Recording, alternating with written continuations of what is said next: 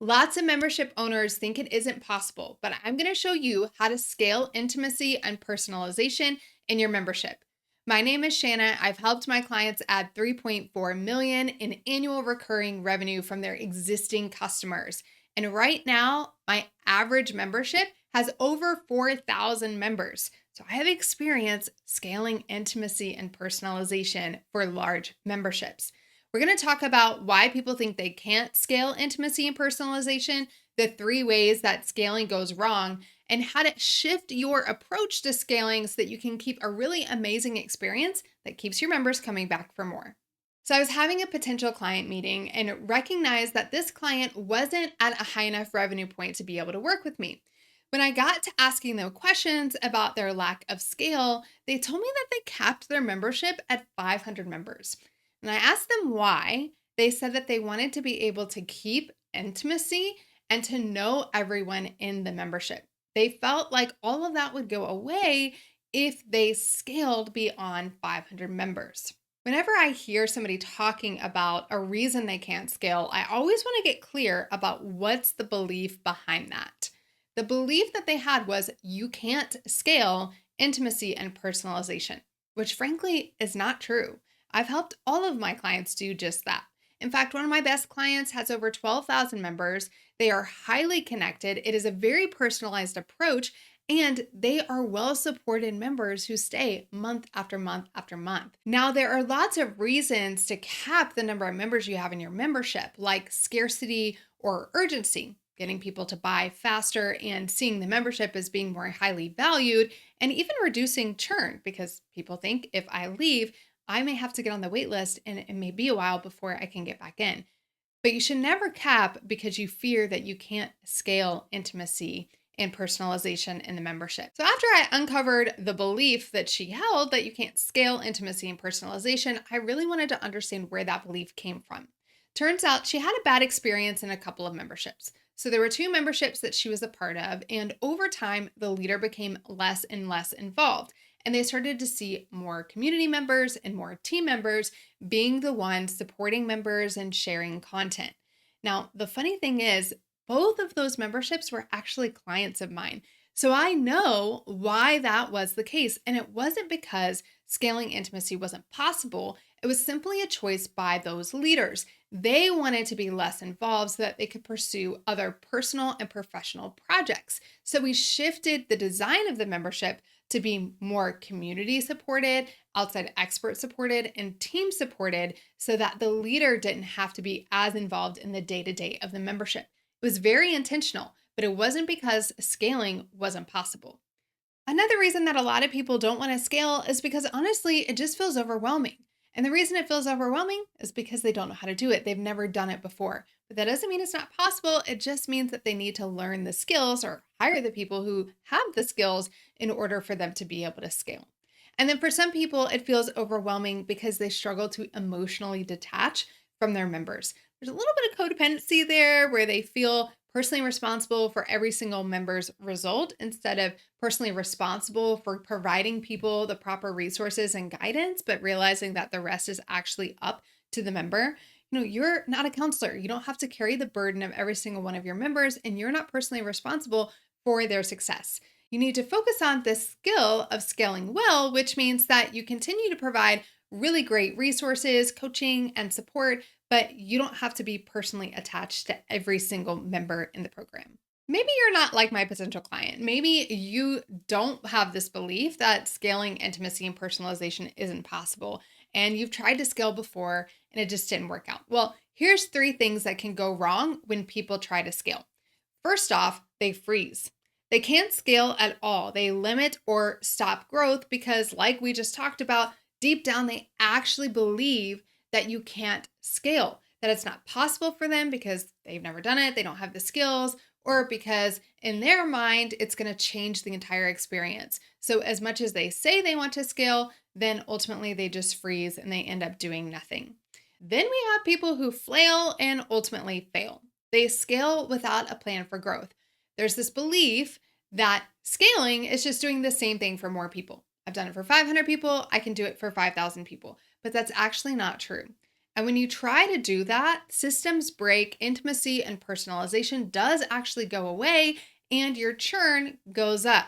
So the lifetime customer value goes down, and ultimately your membership starts to tank. It's no longer sustainable. I've seen so many people who are experiencing membership growth experience scale, but they didn't prepare properly for scale. And then their membership started to tank as their retention rate went down. They can't sustain a high number of members. They've invested in a team because they scaled, but now their revenue is dropping. And ultimately, they shut down their membership.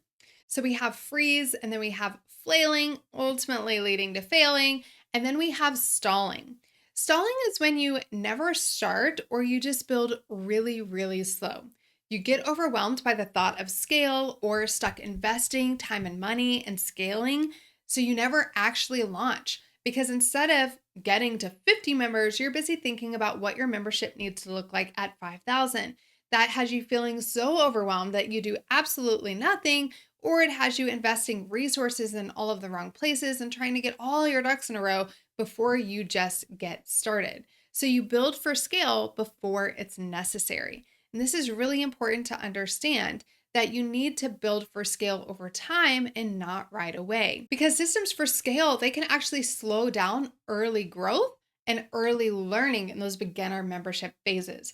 In the beginning, you want to keep it simple. You want to stay a speedboat that can shift and change as much as possible. And you want to make sure that you're doing plenty of the unscalable activities because that's really where you're going to have the most impact and you're going to be able to get the most learnings that can help you shape and refine your membership over time to help increase your retention and conversions in the long run. So even if membership owners can get past the belief that scaling and keeping intimacy and personalization isn't possible, then we often experience those three things that go wrong. They either freeze, they flail and ultimately fail, or they just completely stall. So let's talk about what we actually need to scale and to keep intimacy and personalization while we do it. First off, it's not the content. I think you know this, but somehow we tend to think that scaling means creating more content. But content in its natural state is scalable. So that's the one thing that we shouldn't be worried about scaling at this point. What we do need to scale is guidance, what to do, telling our members what to do, guidance, consulting, telling them how to do it, giving them feedback and shaping their progress as they go. Coaching, that encouragement, that support, that motivation, that needs to be able to be scaled. And the connection and the relationships, this is what most people think about is the connection piece to you, connection to each other, that feeling of belonging. That's something that feels impossible to scale, but it isn't. So when we're looking at the things we need to scale, it's those higher touch features like guidance, consulting, coaching, and connection, not the content. We're not worried about scaling up content in order to scale with intimacy and personalization. Now, remember, we have to get rid of the thought that scaling is just doing the same thing for more people. If we do that, if we have that thought of scaling is doing the same thing for more people, then we will definitely break the system. So if that's not scaling, then what is? Well, we need to refine or redesign for scale. There are 3 areas that we're going to work on refining or redesigning as we scale. The first area is going to be people. People. This is the who. Okay? Then we have systems. This is the what. And then we have processes. We'll just call it process, which is the how. Okay. These are the 3 areas that we need to focus. Who does the things? That's the people. What do they use to do the things? Those are the systems. And then how do they use the systems to do the things? That's the processes that they use inside of the membership. Okay. And we want to redesign to increase not just efficiency, but also efficacy, to not just make it work faster, but to actually make it work better. So we're looking at working better at scale when we create more efficiency and efficacy in these 3 areas: people, system, and processes. Now, I want you to keep one thing in mind, and I say this all the time. We don't automate to alienate. We automate to create space for human-to-human connection and the unscalable activities that other people won't do. So that's the point of really focusing on people's systems and processes is to improve things so that they run more efficiently, they're more effective, and ultimately in doing so we create space to scale those seemingly unscalable activities. So let's talk practically what this can look like. You may go from you being the only one doing coaching in your membership to actually having a team of coaches. You may have one really large community, and then you start to break that into subgroups or interest groups, accountability pods, or start hosting virtual or in person meetups so that people can connect on a smaller level.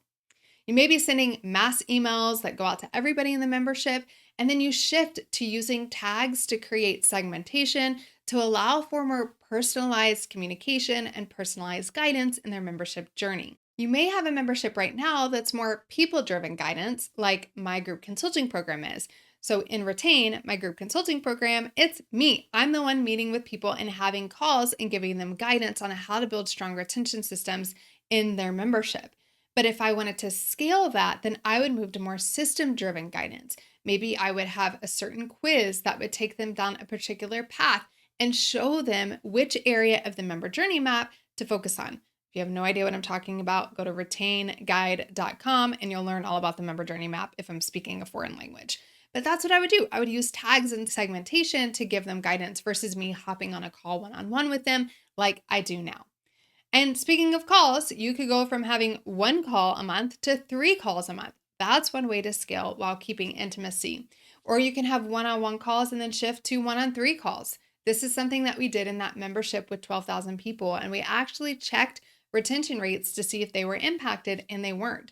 So we went from having a personalized one-on-one onboarding call to moving that to 1-on-3, and then eventually 1-on-5, and maybe even 10. I'm not sure what they're at right now, but we realized that it actually didn't have an impact on retention as we moved from 1-on-1 to 1-on-3. It was just the fact that we had and offered the call that impacted the retention rate, not how many people were on the call. Maybe you're solo community manager right now. You're doing all the things: marketing, retention, community management, operations, and you decide to scale. So you hire a community manager, part-time or full-time, to help support you in the community. And they start to build a relationship with that person.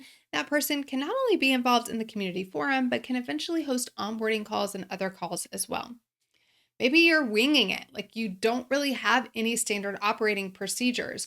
You just do something and you kind of do it a different way every time, but you don't actually have a checklist that you work through to make sure you're doing things in the most efficient way possible and removing waste. So you start actually creating SOPs of your activities to look for waste, to streamline the process, and eventually to delegate those tasks to somebody else. And maybe you have multiple support channels right now. People can really get to you in any way. They can send you a Facebook message, they can send you an Instagram DM, they can email support, they can post a comment somewhere, but you start to streamline those things and refine them so that there's one support channel where all of your requests go to instead of having multiple, which would be really difficult with thousands and thousands of members. There are plenty of ways for you to be able to scale intimacy, and especially that last piece, that connection piece, the relationships piece. I have over 77 ideas that will allow you to help your members connect more with one another. All you have to do is go to connectionideas.com to get that free guide. It's truly 77 plus ideas, and you can try different ones on for your membership to see what works. And having more of those will allow you to scale while maintaining that intimacy. So if you're looking to scale your membership, but you want to keep intimacy and personalization, or maybe even increase it, I want you to ask yourself how you can use people, systems, and processes to refine or redesign your membership. I'm sure you're thinking, but Shana, if I change things, they'll be mad at me. I sold them on one idea of the membership and one experience, and now I'm going to shift it. Here's the reality, and I want you to believe this to be true, and I want you to adopt it in so many areas inside of your membership. People believe what we tell them to believe about change. It's when we remain silent about what the change means for them that they start to interpret it and create a negative connotation on their own. When left to our own thoughts, change is almost always bad. So we need to keep that marketing hat on. I've talked about this before, but we are always marketing, always selling inside of our memberships. We have to convince them and showcase for them how this change is good and how it serves them better. And if the change that we're implementing isn't actually serving them better as members, then we really need to be asking ourselves why we're doing it. Because there's always a way, even in a scaled way, to serve our members better through people, systems, and processes. And then once we're clear on that, we market it, we sell it to them, we communicate it in every way possible so that they understand why there was a need for change. We're creating that desire for change in them because they know that that change is better for them. And then we're telling them very clearly how they can get on board with the change. Scaling with intimacy and personalization intact, it takes intentionality, but it is possible. And when you do it well, it can be highly profitable for your business. It allows you to increase retention while you scale. You're increasing that customer lifetime value, which increases your revenue, allows you to spend more to get more customers. And ultimately, this is the secret to being able to scale in a sustainable way. If you want more tips for increasing your retention and your membership, just go to retainguide.com. And again, if you're looking for more practical ways to increase intimacy in your membership, whether you want to scale or not, just go to connectionideas.com and you're going to find 77 plus ways to increase connection within your membership.